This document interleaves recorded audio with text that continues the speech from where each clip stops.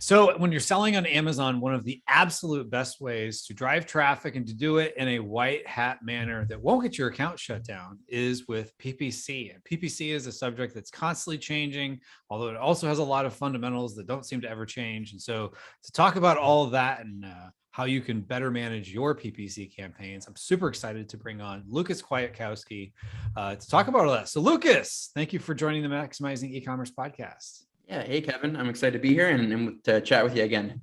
Yes, yes. So you were a speaker at our recent PPC Mastery Summits and had a lot of great feedback on that. And you did a really good presentation just talking through ways to kind of dive deep into some of the data, and some of that maybe we can talk about that. Some of it probably need to see it, but it was there's a lot you can look at when you're doing your ad campaigns. Yeah. And that's what I know. I've been given a couple other talks as well. And it's always the biggest thing is like, what do the people want to hear? So I know in that talk is like, we dove deep on spend and like areas of where to spend with PPC. Cause I think that's kind of the deep hole that people fall into, especially any beginner sellers, is it's overwhelming and you can get caught up really easily. And, even with all the cogs going up, is you want to make sure you're spending smartly. Mm-hmm. Yeah. As your costs go up, you want to make sure you're spending here smartly, but the cost of clicks are going up. And so all this stuff, does it make sense to do the things people have been doing and thinking about, so we can get into all that. But before we do, I just want to learn a little bit more about you. How did you get into this business? Yeah. So I've been in the Amazon space almost 10 years now. Oh, wow. And I'm a bit of an interesting case because I've never sold myself. Okay. So I believe you have your own brand. Almost all other consultants or agency owners started by selling. I started working in a warehouse for Amazon, putting labels on boxes for really? another warehouse. So I started running, that was my first Amazon job, was running a whole warehouse and sending in products to FBA. Wait. You were working for Amazon or working for another, no, not for Amazon, but for another, big warehouse, and kind of running the orders and customer service and all of the inventory side of it. And then, but I went to school for math. I'm a very analytical person. Okay. So as I kind of grew, I was like, wow, this was eight, almost 10 years ago. Sure. So PPC wasn't even really a thing then. Mm-hmm. But as I saw that, and I saw like, wow, like this is going to be a big part of it. And we started getting some clients and they were asking about it. And I very quickly just broke off on my own, started as a freelancer on Upwork, as just PPC. I was self-taught, just dove into the numbers. And again, this was when, you could set up an auto campaign with a 50-cent bid and have a 5% ACOS. Right. Exactly. Just be profitable. Yeah. So it's pretty easy to get results. And I did that by myself for about 3 or 4 years. So I scaled that to at one point I was managing almost 30 clients on my own. Oh, wow. And it just got way too much. And that's where over the past 4 years, I've really expanded my team. So now Nomads is where we're a team of it was other PPC guys who had a few accounts themselves, but wanted to be kind of more of a kind of team environment. So we're almost a team of 10 people now. We're constantly signing on new people, and that's all we do is PPC, because now it's the exact opposite, right? It's very complicated. There's always new stuff coming out. So we're really, really involved with our brands and always trying to do, a custom strategy to help them continually grow on Amazon. Okay. That's interesting. So you've been at this for a while. You started out putting on labels, and you have a math analytical background, and you said, maybe the putting on labels and the customer service and all that stuff isn't doing it for me. And then you realized there was this PPC thing. And so you just one day put in your notice and said, I'm going to go basically on Upwork and do what you guys are doing, but do it on my own. Yeah. Yeah. And I started, I think my first job on Upwork was as a copywriter. So I wrote some bullet points for someone, and then they said, hey, but what about this PPC thing? Can you set up a campaign for me? And right away, when I saw the PPC, had downloadable reports, and you could mess around with, Excel macros and give some reports to the customers. That's when I really started to enjoy it. And then very slowly, I just picked it up very quickly on my own. And that's when I started, kind of going down that rabbit hole of just marketing myself as a PPC manager. Okay.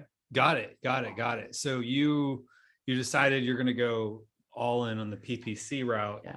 Um, and this was about what time period?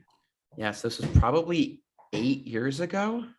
Oh, wow. Okay. Wow. So this was Yeah. still fairly early on in your journey doing Yeah. this. It was early. And then again, I did it on myself as my own, because I mean, I've always been kind of entrepreneurial minded, right? And I want to be my own boss. Mhm. So as that kind of grew and scaled, I was like, wow, I can actually, make enough money and just kind of be on my own. And I was still pretty young.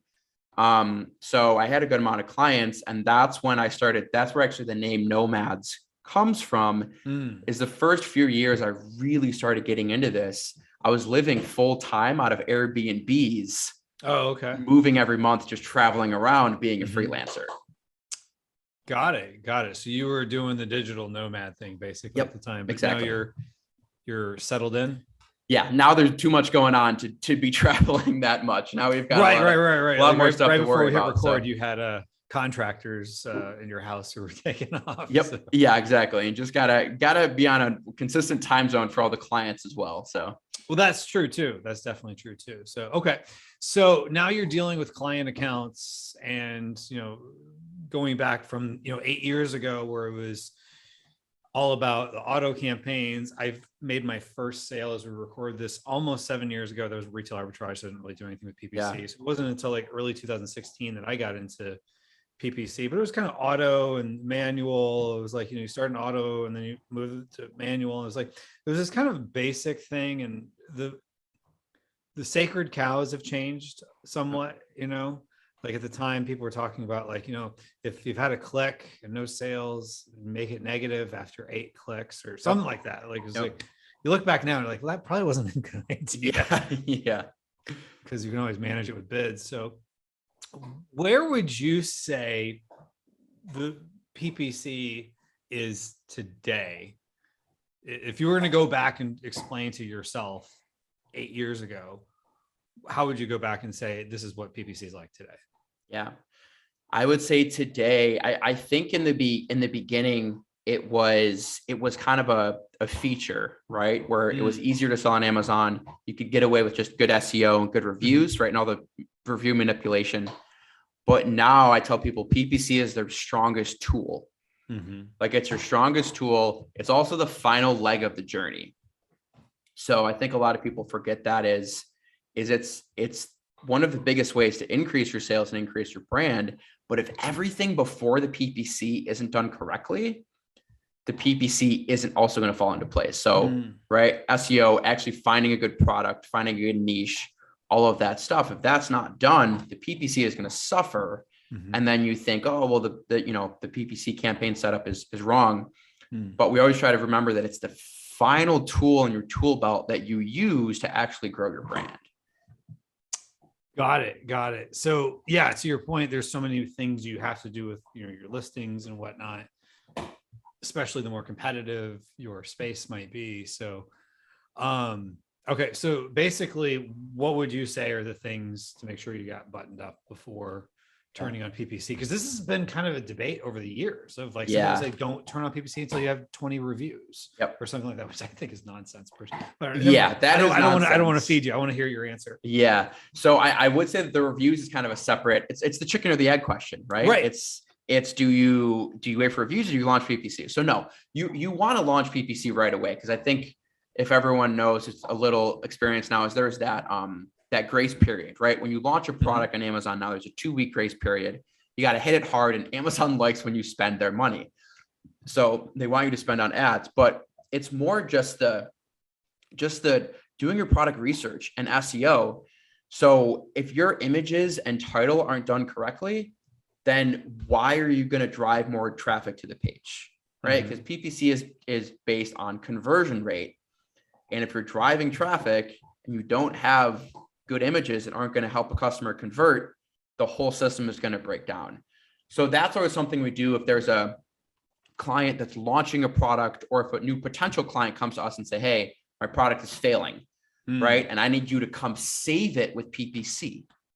And we say, actually, to save your product, you need to get new images. You need to make some videos. And then you pour fuel on the fire with PPC. Mm. So it's really just more the content. And I know you'll talk to a lot of PPC people now. I know all the other guys in the industry is they've actually pivoted their talks to SEO because as PPC people, that's what causes us headaches.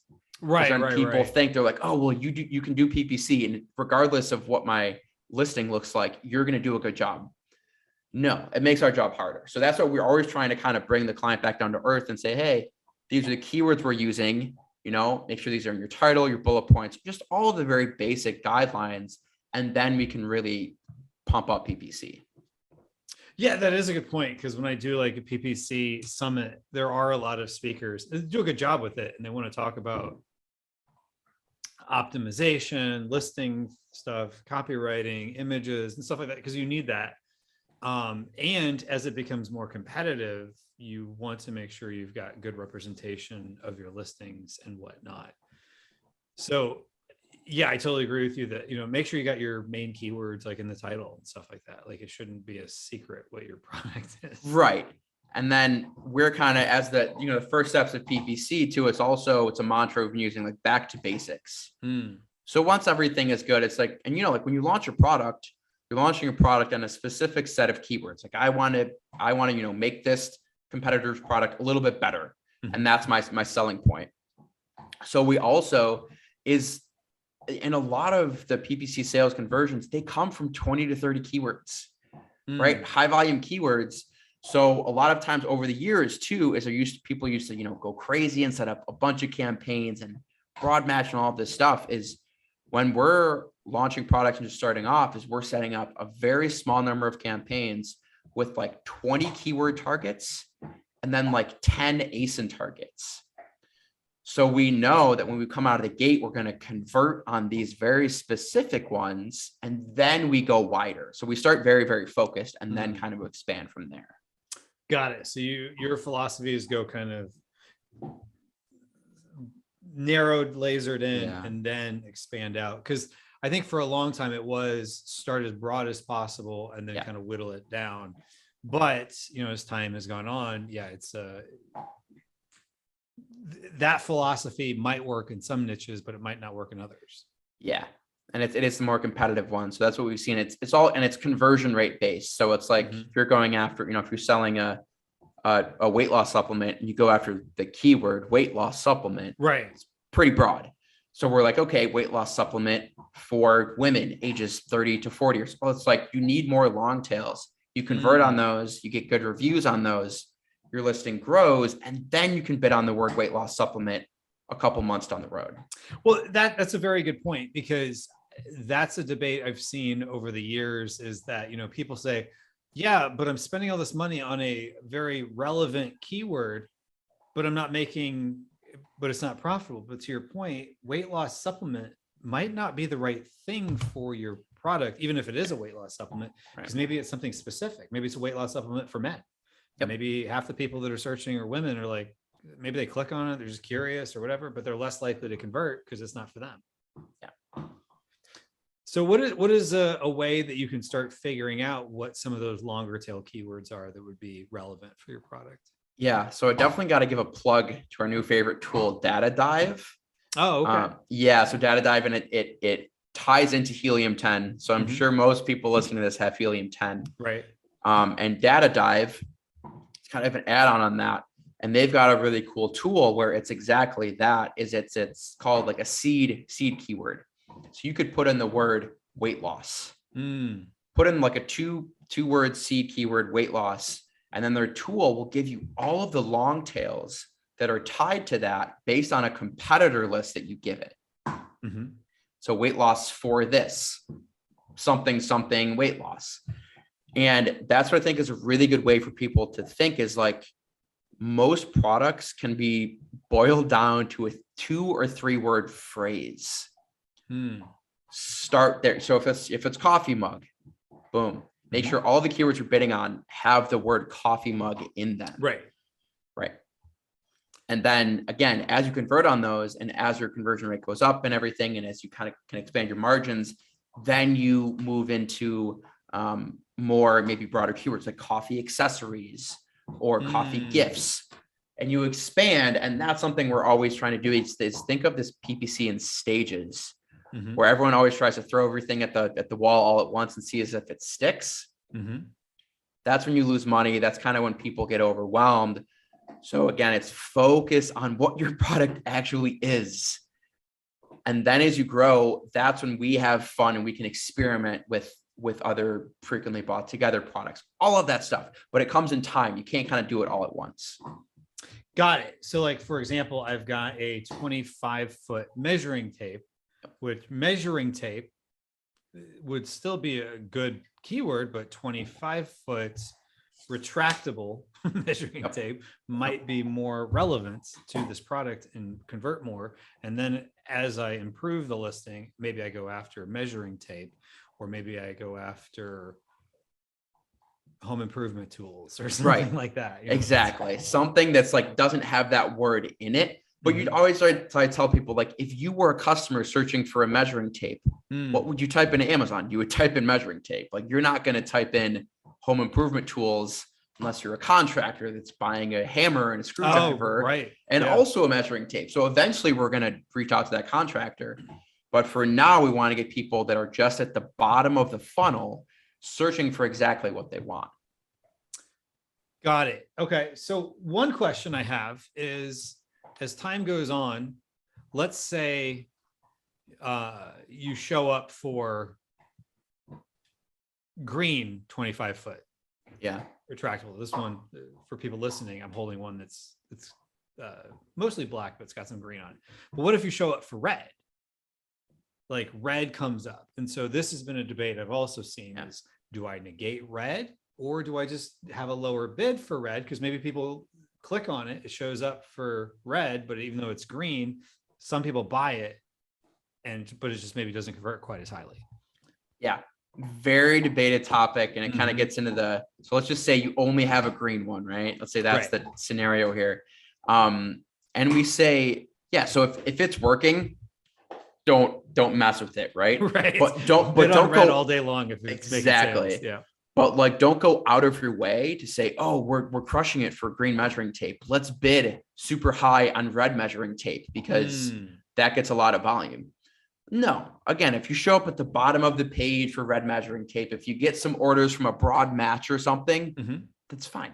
Then don't ignore those sales. Right. And if anything, we always try to segment out as much as possible. So if you have a whole like other area of keywords like that you think you should be converting for, but that you are, put them into their own campaign. So you can, don't group them in with your other best keywords, segment them out so you can give them their own budget, their own attention. You can say, okay, actually, I'm going to put in 10 different red keywords into this campaign. Very low bids. I'm going to call it my red campaign. And it might only spend $10 a day, but again, I might convert for it. But just keep those separate so you can actually get a clearer picture of what they're doing. Okay, good deal. So in your presentation, you gave a really good deep dive into ways that people could look at their campaigns and their keywords, basically on how much are they spending versus how much they're getting sales. So like, is it proportional? Are you overspending proportionally on one compared to how much sales you're getting? So that was really good. And that was a custom report. Now, going back to even what Amazon has and how Amazon has expanded, and it almost seems like at least every month there's like a new report, something that's in beta. And it's like, I feel like they just keep giving us all these things. So like, what are the things you think people should be focusing on? Because it can almost become paralysis by analysis because there's so many things to look at these days. Yeah. So that's why I'm sure you hear more and more is it's just a lot of bigger sellers and bigger agencies. We're not even really looking on Seller Central that much anymore. We're using Helium 10. We're using Data Dive because they're always able to kind of extract that data and tell us what reports we should need and what reports our customers want to see. So that is funny. It's like, even in the PPC platform, there's always new ways to analyze the data and new automations coming out. But a lot of the softwares are already almost ahead of that because Amazon's clunky and, I don't trust them, and everything they have is in Excel and you need to manipulate the data all the time. So I guess to answer your question, we kind of stay away from it. And even when clients ask of that, like, oh, where there's this new report, and I say, oh, but look at this custom report that this software tool has used. It's easier to read. I get the argument is that whatever you see on Amazon is more reliable, right? Because it's coming directly from them. So take everything with a grain of salt, and maybe pull multiple reports from different places. But just because they're messy and like always in beta, we just try to kind of stay off of Amazon as far as all of that stuff. Oh, gotcha. Well, what were you say are the main data points people should be looking at? Yeah. So conversion rate is, people always talk to me about ACOS and cost per clicks. They say, oh, well, what is a normal ACOS? And I'm like, for what category, for what price point? Right. How competitive is it? Yeah. Exactly. So you can't, it's like, I'm thankful that ACOS is being used less and less. But we look at, especially for PPC, we look at click-through rate and conversion rate. So click-through rate that tells us that, okay, this product or this ad in front of this customer is relevant. It's a good image. It's a good price. It has good reviews. It's making them want to click on it, and it's a good placement. That's why like video ads can get higher click-through rates than other ads. And then once they're there, it's conversion rate. So that's why, again, people say, oh, well, how much does a click cost? I'm like, it doesn't matter. Your ACOS might be 100% because it's competitive, but you're converting actually really, really well. So focus on that. It'll kind of turn into something better over time. Gotcha. And yeah, that's a good point. Click-through rate and conversion rate. And I think Amazon, they look at conversion rate. At least I've seen it on some reports. I think Experiments is one of them, where their conversion rate, if you really look at it, it'd be like if you took, let's say a 2% click-through rate and a 10% conversion rate. By my math, I think that's 0.2%, whatever it works out to be, of the people that see the original impression and how many of them click to become a sale. So it's not, so they're looking at it for, the inventory of, there's only so many people looking for measuring tape. And so they want to make sure the measuring tapes that are more likely to result in sales get there. And so in order to result in the sale, somebody's got to click on it. And then once they click on it, they got to buy. So they're kind of looking at the whole thing from that standpoint. Would you say that that's kind of how it seems? Yeah. And I like what you said there. I like that you said add inventory. That's kind of more advanced way to think about it, but that is how it is that it's an auction, right? It's an ad auction, and there's only so much ad inventory for these placements. So a lot of people think, oh, I just launched a measuring tape and I'm going to shoot to the top of the page. And I'm like, well, why would you? Why would Amazon want your measuring tape at the top of the page when they have another one that has 5,000 reviews, converts at 20%, sells like crazy? Why are they going to put you at the top of the page? Because there's that space is limited. So it's like, you always got to kind of think about that and come back to reality. Right. Exactly. Because, this example has been around for years. If you're selling tumblers, another thing on my desk, you couldn't bid on iPhone case. Even if you're bidding $30, you're probably not going to show up because they know it's not relevant. Yep. And so they want to show what's relevant, and relevant is somewhat about the customer experience, but it's also about sales too. And so there's only so many people. It's a math equation. So many people are searching for whatever keyword in a given period of time, and they want the most sales in the back end. So they're kind of working with you in that way, in some regards. Yeah, exactly. I will say though, if it's for those of you listening, if you are like, oh, but I do want to get those, ad placements on that top of the page, is if you are struggling to not get them, one trick or one thing to kind of flip on is fixed bids. So kind of going back to a PPC term, is like every campaign you starts with down only bidding. The definition is, we will lower your bid in real time if you are less likely to convert to a sale. And I say new sellers, if you're a new seller, you're almost always likely or less likely to convert to a sale. So they're going to lower your bid. If you do fixed bids and bid $20, you're telling Amazon, hey, I'm prepared to pay $20 for this click if I'm brand new. So that is the workaround to do it. And has been kind of hurting a lot of people is they forget that is that you need to kind of jump to the top of the queue. And that fixed bids is what will do that for you. Okay, that's interesting. Yeah, that's one of those debates that is kind of not always been there. I feel like it's kind of like the last couple of years, whether it's fixed bids, down only, up and down, up and down, totally scares me. Yeah, giving it worked for about like I swear it worked really well for like 6 months to a year. And now it's just a money waster. Right. You're just saying, please spend more of my money. Yeah, exactly. Got it. So, what would you recommend to folks would be a good cadence to stay on top of their ad campaigns? Yeah. So it does. I mean, it depends on the size of your account, right? So if you're a newer seller or something, and like you're running your PPC yourself, the hardest thing is to be patient. So, I mean, I think that the biggest thing that you can do, or the biggest way you can hurt yourself, is when you're starting to spend money and you're like, oh my God, I spent $100 and nothing's happened. I'm going to completely change my strategy.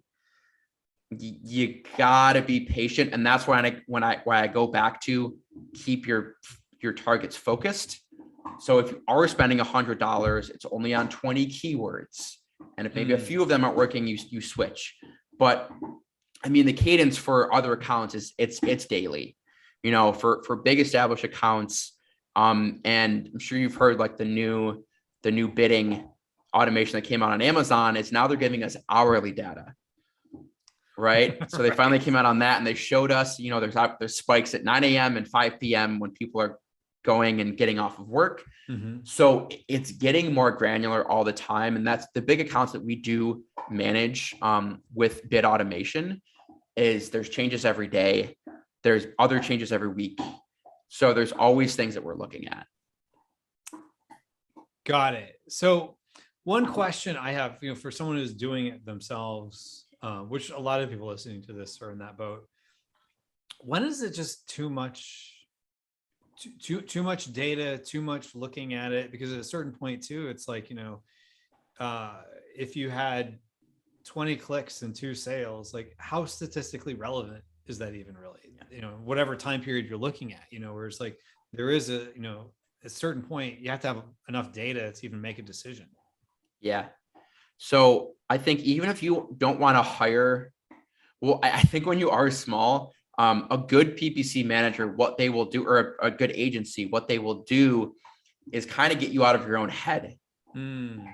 So if you're small and you're saying, let's say $10,000 a month is your sales, but you're not making money, you're like barely making money, and you're like, I can't sustain this and anything. But if you really do want to grow, a PPC person will come in and say, hey, we need to go outside of your safety bounds and push you. But we know where we're spending, right? We know the limits we can push. We know the keywords we're pushing. And that's why a lot of, honestly, agencies, as they scale, they can't take on those smaller clients because it's constantly like, oh, I spent $50 on this campaign. And what are you guys going to do about it? We're like, don't worry. We see that as part of our process. So it's very hard just kind of let go of that. But just remember that PPC takes time, and always try to look at the bigger picture if you are a smaller seller. Got it. Now, this I'm sure is a debate, and I have my own blind spots of things that I highly recommend people attend, events and things like that, because I sell the events. And so I'm sure people listening to this know that you have a PPC agency, but this is a good exercise for folks. Everyone's always trying to figure out, like, when do I hire someone to do something in my business? When would you say is the right time people should start looking at hiring an agency, a freelancer, or whatever to start helping them with their ad campaigns? So I would say, I feel like, if I want to put a number on it, in my head, it's almost when you're spending like $10,000 a month. And I mean, that's a good amount of money. that a PPC person can play with. Right. Because what a lot of times people think is, oh, I'm spending $3,000 a month. I'm going to hire someone. When you hire them, you're hiring them to spend more money. Right. That's why you're hiring a PPC person, to spend more and grow. So a lot, everyone has their minimums, and our minimum to manage keeps growing as we grow as an agency because we want to only deal with bigger clients. But I think a lot of times over my experience, like if you are already spending 10K a month, and that's enough of a budget for us to work with, even if we want to lower that or raise that, that's kind of the number figure. But again, if you're an owner and your brand's growing, and all of a sudden you find that you wake up every day and multiple hours a day you're spending on PPC, your business is not growing. So that's always the biggest compliment we get from medium-sized sellers or guys who are still running it themselves. They're like, oh my God, I have so much more time on my plate to launch new products, to look into Facebook, or to finding a TikTok influencer, all of this other stuff to grow their brand. If PPC is what you're spending most of your time on, it's time to hire out for it. That's a good way to look at it. So it's not so much numerical, but how much of your time, because we do have to look at, what is the value of your time as the owner. Whereas initially when you start out, you have more time than money. Now, granted, everyone's got their own situations and whatnot. Yeah. But just generally speaking, as you get bigger and you have more things to focus on, you might start bringing in more money, and then you can start spending that on different things. So for someone who maybe is hired an agency, whether it's just starting out, hire an agency, or they've been working with someone for a while, how do you manage that relationship from your standpoint? Yeah. Or what would you suggest to a seller to better manage offloading of that? Because I could see it would be an emotional thing. Yep. It's the hardest part of the job. So that's why I don't say at this point, like, I'm not in the PPC business. I'm in the client relations business. And that's what everyone's different. So even though every PPC account is different, every brand owner is different. They all have different expectations and ways they communicate. So you just need to know that if you're hiring a PPC agency, it's definitely interview a few of them, right? So don't just go with one. It would be like hiring a contractor or something, right? You want to get multiple bids for the job. You want to talk to the guy and see if you click and see if they have any experience in your category. And then after that, all we say is just be as open as possible. So just communicate, because PPC people have their own process. And the worst thing you can do is just micromanage them and say, hey, I saw you guys did this, and question them. Look for some case studies that they're going to send to you and trust them. But again, with all of that, not everything always works out. So it's just kind of a give and take relationship. Gotcha. Like, you probably want to have some high level metrics you're looking at, but maybe not necessarily like, hey, we have fewer impressions today on this one particular keyword, or, this bid went up by 25 cents. Like, really, are you growing, and is it profitably? Like, is there more money coming into your bank account over time than maybe would have otherwise, or even if the growth they've made doesn't totally pay for them, does you not having to do it yourself provide that value too? I would imagine. So right, that's the time versus money thing. And yeah, it's always it's like, you want to check in with them and have a good cadence, but not too much. So that, with any working relationship, right? If you're bugging someone all the time, it's not going to work. But if you never hear from them, after weeks or months, it's also not going to work. So it's just that kind of line of communication. And that's why it's always kind of a balancing act to find that perfect cadence with every client. Yeah. And I think Jim Rohn, now granted, he wasn't talking about PPC, but for those, probably familiar with Jim Rohn, the basically motivation professional who, God rest his soul, is no longer with us. But, he talked about, like, checking in with people, that maybe it's every week, and some people, maybe it's, once a year. But, if you're, in something where it's sales related, you wouldn't go back to them at the end of the year and be like, hey, how's your sales doing? But, you wouldn't go to them an hour later either and say, hey, where are you with this project? You know, you Yeah. got to figure out what that cadence is. And maybe that's different for everyone and whatnot, but uh, some of it is you got to let things take its course. Yeah. I always try to tell my team and us as, are these clients' businesses are our responsibility. So I always say, you should come to them with an issue before they come to you. Because we are in some accounts every single day and we're always fixing problems. But I'm like, but if you just portray that to the client, say, hey, we caught this today, we're on it. Like, your competitor did this or something is going wrong, we're fixing it. If you're just always in the background fixing that, they're not going to think you're working on it. But if you just get ahead of it, very quick check-in, hey, boom, it's like we're thinking about you. That's kind of how we want to come off. And what does make a better agency is just showing them that you're putting work into the account. Awesome. Well, any closing advice for folks on, whether it's managing their own accounts or, hiring someone to manage?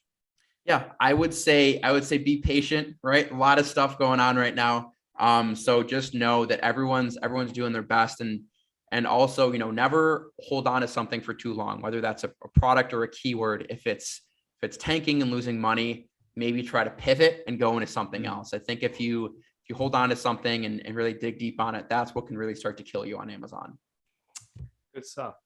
Well, this was super helpful. So for folks who wanted to follow you or learn more, where would they go? Yeah, so the biggest place I am is YouTube. So I do a lot of very transparent, open YouTube videos. So you can just type my name or Nomads to find me on there. We're posting one video a week. And then I always love hearing from big or small sellers and just answering advanced PPC questions. So it's just lucas@nomads.com. Awesome. Well, we'll have links to all of that. So for those watching on YouTube, that'll be in the description below. If you're listening on your favorite podcast player, that'll be in the show notes. So this was a good conversation and enjoyed it. And thank you for coming on. Yeah, thanks a lot, Kevin.